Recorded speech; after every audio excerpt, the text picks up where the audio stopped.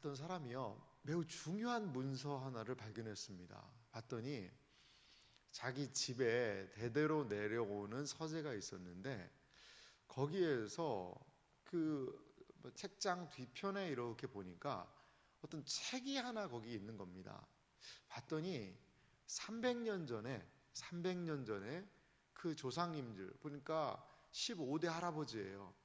이 15대 할아버지가 자신의 관직에 나가서 일을 할 때 어떤 일을 했는지, 그리고 또 가정생활은 어떻게 했는지, 그리고 자기 자신이 여러 가지 일들을 하면서 어떠한 소회가 있었는지, 어떠한 취미가 있었는지에 대한 것을 아주 소상하게 적어놓은 300년 전의 문서가 발견이 됐다는 거죠. 여러분, 이건 뭐 남의 이야기가 아니라 내 조상님에 관한 이야기예요. 그러니 300년 전에 살았던 우리 조상님에 관한 이야기니까 얼마나 흥미가 있겠습니까? 근데요, 300년 전에 기록된 그 책이 여러분 이해가 좀 잘 될까요? 이해가 될까요? 이해가 잘 안 될 거예요. 왜냐하면 이 말이 많이 바뀌었거든요. 나란 말씀이 뒷국에 달라 문자와로 사마띠 아니할세 이런 이야기가 훈민정음 거기에 나오지 않습니까? 그러니까 지금 쓰는 단어도 다르고요. 그리고요, 이 쓰는 방식도 좀 다르고요. 그래서 300년 전에 조상님이라는 그분이 했던 그 뜨거운 마음은 알겠는데 그거를 좀 보려면 좀 이해가 필요할 것 같아요. 제가 왜 이런 이야기를 하냐면요, 성경이 꼭 그렇거든요. 그리고 성경 중에 특별히 레위기가 그렇거든요. 레위기는요, 지금부터 300년이 아니라 3,500년 전에 쓰여진 책입니다. 레위기 이런 거 한 번에 읽고 나가 와 다 이해했다 그러기 쉽지 않습니다. 지난 제가 수요일에 레위기 전체 어떻게 읽으면 좋을까에 대한 내용을 좀 설교한 적이 있거든요. 레위기 개관 설교를 한 적이 있는데요. 지금 100일간 성경 읽기 하시는 분들, 또 레위기를 좀 궁금한 분들을 위해서 좀 설교했던 내용인데, 한번 그 내용도 좀 살펴보시면서 레위기 전반적인 것을 어떻게 좀 이해할 수 있는지를 살펴보면 좋을 것 같습니다.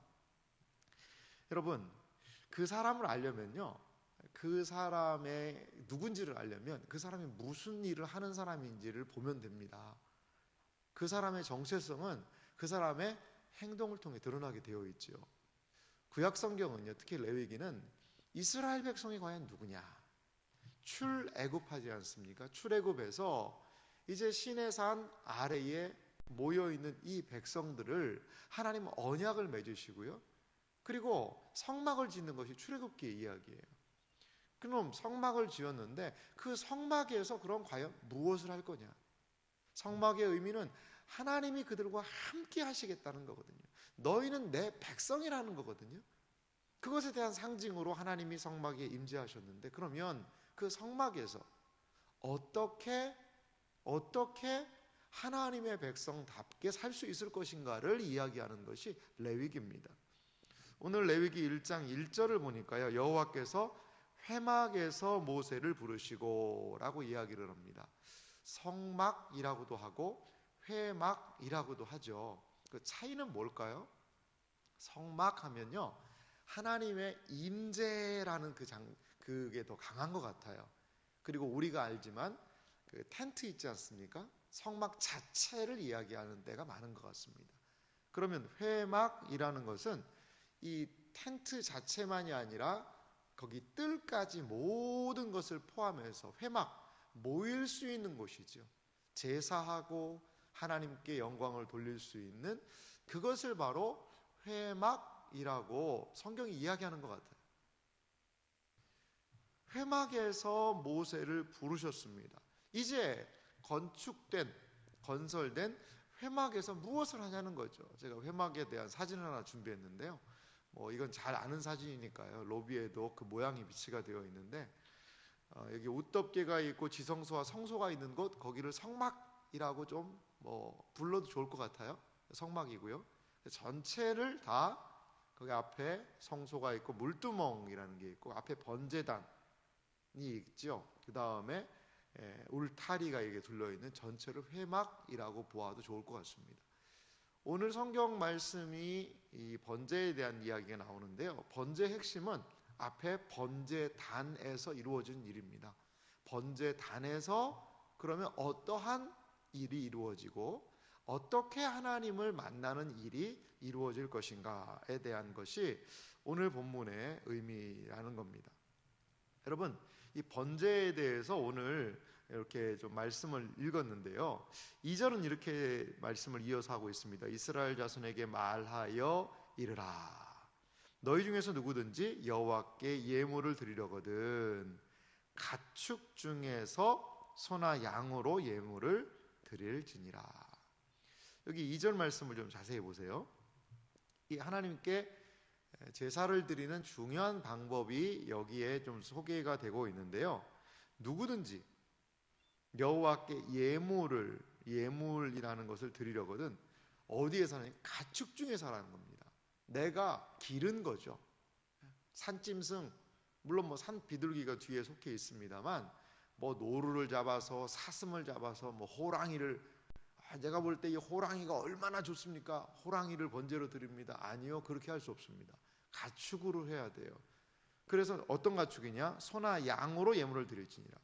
이 소와 양이라고 이야기 번역이 됐는데 이 양으로 번역된 단어는 양만이 아니라 양떼와 소떼를 같이 어우르는 말이라고 그래요. 근데 우리나라에는 그런 말이 없거든요. 그래서 양이라고 했는데 이 양과 염소가 거기다 포함된 말이라고 합니다. 그러니까 뒤에 보면 염소까지도 드리라는 이야기가 나오거든요. 그래서 소나 양, 염소를 예물로 드리라는 거죠.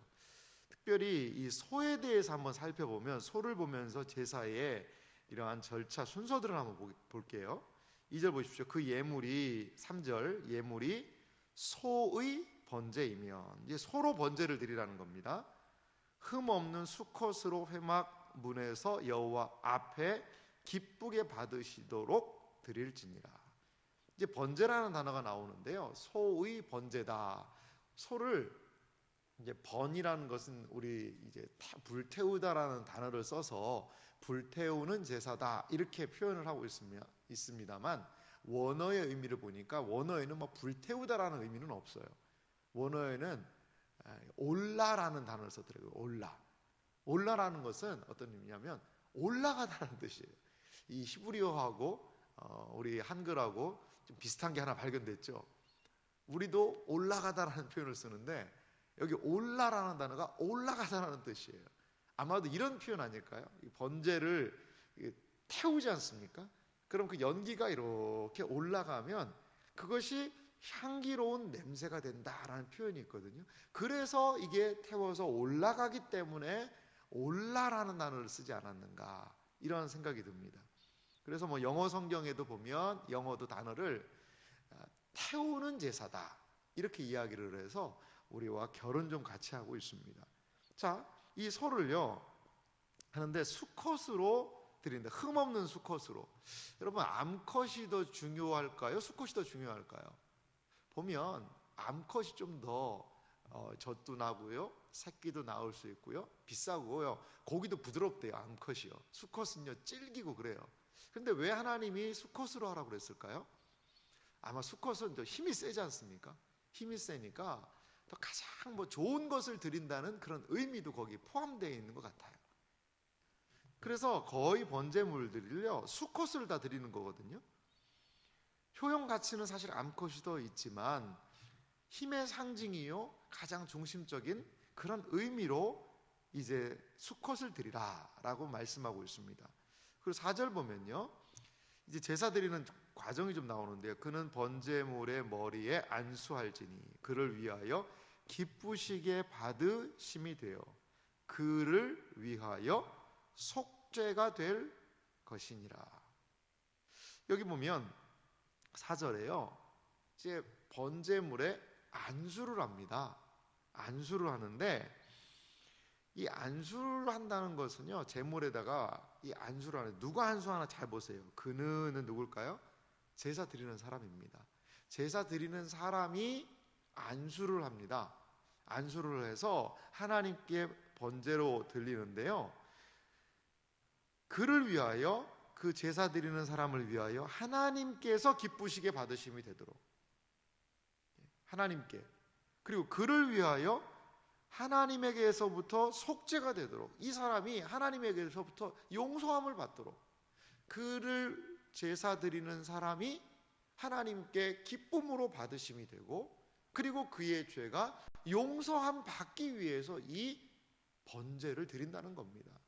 이 번제는 하나님께서 기쁨으로 드리는, 하나님께 기쁨으로 드리는 그 자원에서 드리는 제사다. 그래서 뭐 자원제라는 그런 표현을 쓰기도 합니다. 감사한 일이 있을 때, 그리고 하나님의 은혜가 클 때, 그리고 또한 이제 역사적으로 보면 국가적인 어려움이 왔을 때도 번제를 드리는 것을 볼 수가 있습니다.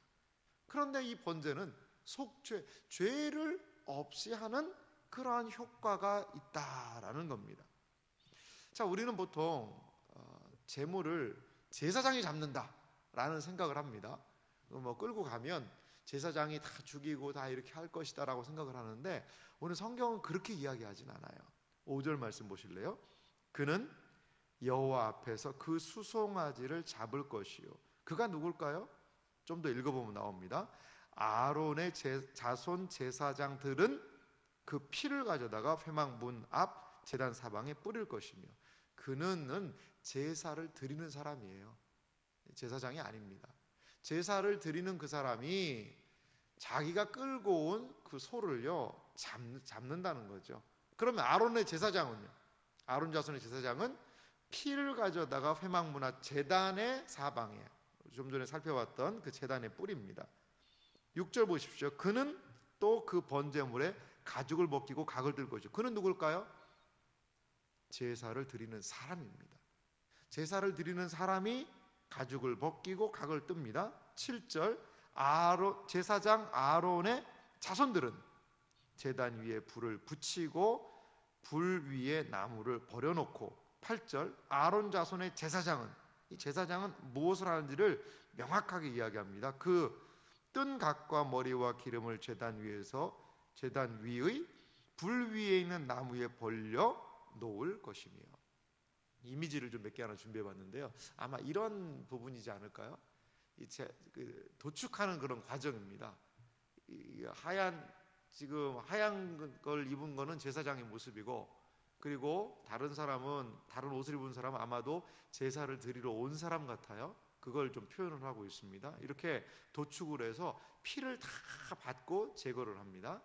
그 다음에 이제 각을 떠서 벌려놓는 거죠. 이렇게 뭐 어떤 그림 같은 거 보면은 통째로 올라가 있는 게 있는데, 그거는 성경적이진 않습니다. 다 각을 뜨고요, 정강이까지 다 잘라서 내장까지 해서 저 위에 올려놓으면, 그 다음 장면을 보면 제사장이 그걸요 태우는 겁니다. 저렇게 불로 다 태워서 그 올라가게 하는 것, 이것이 바로 이 번제의 모습이라는 거죠. 이렇게 번제를 드리면 어떻게 될까요? 9절은 이렇게 말씀하고 있습니다. 그 내장과 정강이를 물로 씻을 것이요, 제사장은 그 전부를 제단 위에서 불살라 번제를 드릴지니 이는 화제라 여호와께 향기로운 냄새니라. 자, 이게 소를 자세하게 좀 살펴봤는데요, 이렇게 하나님께 향기로운 냄새를 올려드린다는 거죠. 그 올라라는 번제의 원어처럼 그 향기로운 제물이 하나님께 올라가서 하나님께 기쁨이 되고 또 죄를 사함을 받게 되는 그러한 은혜가 이 번제 안에 있다는 겁니다. 그러면 이거 하나만 하면 되지 뭐가 이렇게 또 복잡하게 나와 있냐? 복잡하지 않습니다.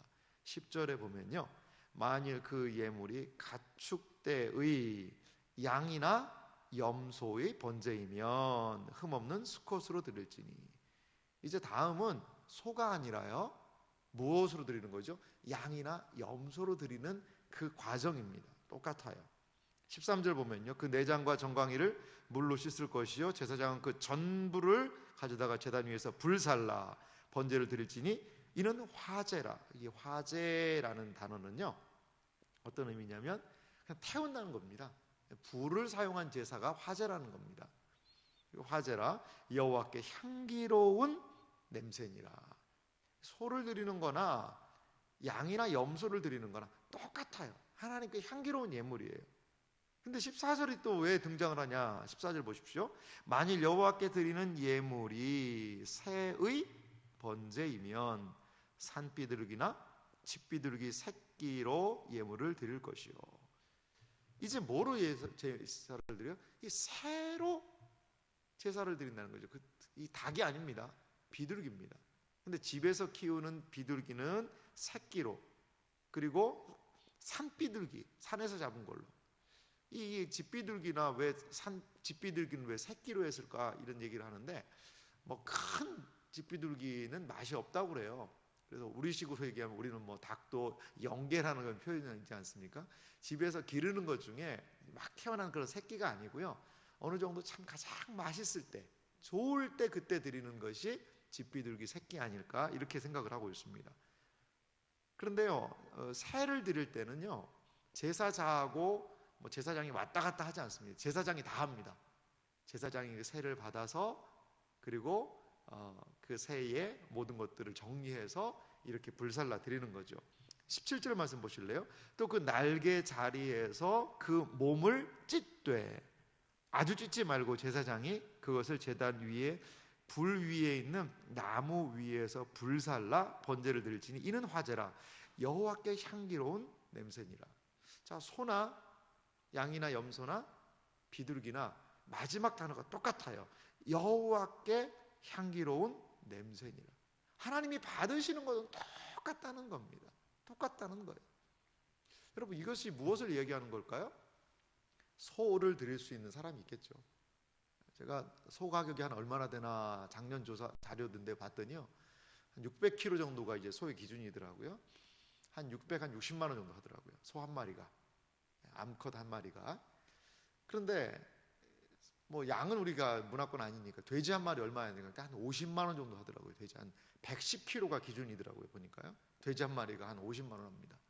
우리는 비둘기는 안 파니까 닭 한 마리, 하림 닭 그 손질해 놓은 거 한 얼마 할까요? 한 5천 원 정도면 사지 않습니까? 크지 않은 거.